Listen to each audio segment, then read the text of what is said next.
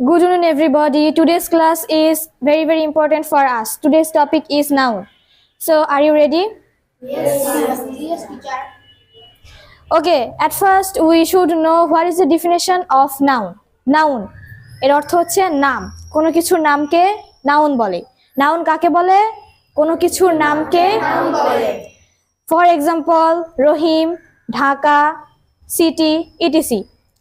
এখন আসি, নাউনকে প্রধানত আমরা কয় ভাগে ভাগ করতে পারি? দুই ভাগে, একটি কনক্রিট নাউন এবং অ্যাবস্ট্রাক্ট নাউন। কনক্রিট নাউন কাকে বলে? যে নাউন আমরা আমাদের শরীরের 5 ইন্দ্রিয়ের সাহায্যে উপলব্ধি করতে পারি তাকে কনক্রিট নাউন বলে। কনক্রিট নাউন কাকে বলে? যে নাউন আমরা শরীরের 5 ইন্দ্রিয়ের সাহায্যে উপলব্ধি করতে পারি তাকে কনক্রিট নাউন বলে। এখন আসি অ্যাবস্ট্রাক্ট নাউন। অ্যাবস্ট্রাক্ট নাউন হলো এমন এক ধরনের নাউন যা দেখা যায় না, ছোঁয়া যায় না, শুধু অনুভব বা কল্পনা করা যায়, তাকে অ্যাবস্ট্রাক্ট নাউন বলে। অ্যাবস্ট্রাক্ট নাউন চেনার আরেকটি সহজ উপায় হলো ওয়ার্ডের শেষে ডম, নেস, টিএইচ, আর ওয়াই, হুড, ইটিসি থাকবে। যেমন কাইন্ডনেস, কাইন্ডের শেষে নেস, এটি অ্যাবস্ট্রাক্ট নাউন। এরপর আসি গুডনেস, গুডের শেষে নেস, অ্যাবস্ট্রাক্ট নাউন। এরপর আসি কিংডম, কিং এর শেষে ডম, abstract noun.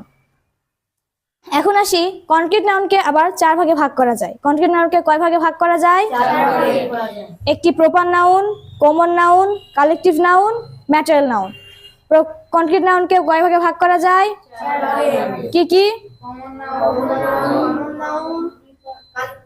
Common noun, collective noun, material noun, abstract noun.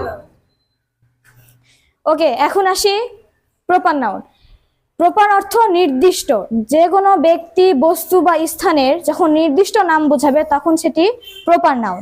যেমন রহিম, এখানে আমি নির্দিষ্ট করে একজন ব্যক্তিকে বুঝিয়েছি। তেমন ঢাকা, এখানে আমি নির্দিষ্ট করে একটি শহরকে বুঝিয়েছি। এখন আসি কমন নাউন। কমন অর্থ সাধারণ।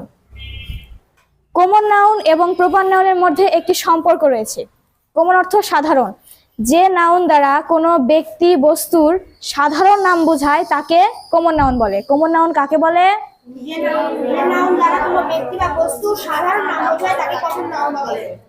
যেমন ম্যান মানে পুরো মানুষ জাতির সাধারণ নাম, গার্ল পুরো বালিকা জাতির সাধারণ নাম, সিটি পৃথিবীতে যত শহর রয়েছে সব শহরের সাধারণ নাম। এখন আসি কালেকটিভ নাউন। কালেকটিভ অর্থ সমষ্টি, যে নাউন দ্বারা কোনো ব্যক্তি বা বস্তুকে পৃথকভাবে বা আলাদাভাবে না বুঝিয়ে তাদের সমষ্টিকে বোঝায় তাকে কি নাউন বলে? কালেকটিভ নাউন বলে। কালেকটিভ নাউন কাকে বলে? যে নাউন দ্বারা কোনো ব্যক্তি বা বস্তুকে না বুঝিয়ে তাদের সমষ্টিকে বোঝায় তাকে কালেকটিভ নাউন বলে। Good, excellent.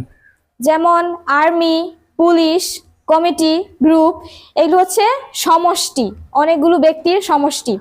সুতরাং এগুলি কি নাউন? Collective noun. এখন আসি ম্যাটেরিয়াল নাউন। ম্যাটেরিয়াল নাউন হলো এমন সব নাউন যে নাউনগুলো আমরা গণনা করতে পারি না কিন্তু ওজন করতে পারি, সেগুলো হচ্ছে ম্যাটেরিয়াল নাউন। ম্যাটেরিয়াল নাউন কাকে বলে? যে নাউন আমরা গণনা করতে পারি না তাকে নাউন বলে। ওকে, থ্যাংক ইউ। যেমন উড, সুগার, সল্ট, ওয়াটার, এগুলিকে আমরা গণনা করতে পারি না। সুতরাং এগুলি কি নাউন? এখন আসি মডার্ন সেন্স অনুযায়ী নাউন আবার 2 প্রকার, একটি হচ্ছে কাউন্টেবল এবং অপরটি আনকাউন্টেবল। আমরা ওয়ার্ড দেখে সহজেই বুঝতে পারছি কাউন্টেবল মানে কি এবং আনকাউন্টেবল মানে কি। কাউন্টেবল মানে যেগুলো গণনা করা যায় এবং আনকাউন্টেবল মানে যেগুলো গণনা করা যায় না। তাহলে এটা সংজ্ঞাটা আমরা পেয়ে গেছি। কাউন্টেবল নাউন কাকে বলে যেগুলো নাউন গণনা করা যায় না কাউন্টেবল নাউন বলে। এবং আনকাউন্টেবল নাউন কাকে বলে? যে নাউন গণনা করা যায় না তাকে আনকাউন্টেবল নাউন বলে। কাউন্টেবল নাউনের কিছু উদাহরণ হলো পেন, বুক, চেয়ার, এগুলো কি আমরা গণনা করতে পারি? তাহলে এগুলো কি নাউন? আনকাউন্টেবল। এখন আসি আনকাউন্টেবল নাউন। আনকাউন্টেবল নাউনের কিছু উদাহরণ হলো সল্ট, সুগার, উড, এগুলি কি আমরা গণনা করতে পারি? সুতরাং এগুলি কি নাউন? তো সুপ্রিয় শিক্ষার্থী বন্ধুরা, আশা করি আজকের ক্লাসের পর তোমাদের নাউনে কোনো সমস্যা বা কনফিউশন থাকবে না। সো আজকের ক্লাসটি আমি এখানে শেষ করছি। পরবর্তী ক্লাসে আমরা নতুন কোনো টপিক নিয়ে আলোচনা করব। Good bye everybody.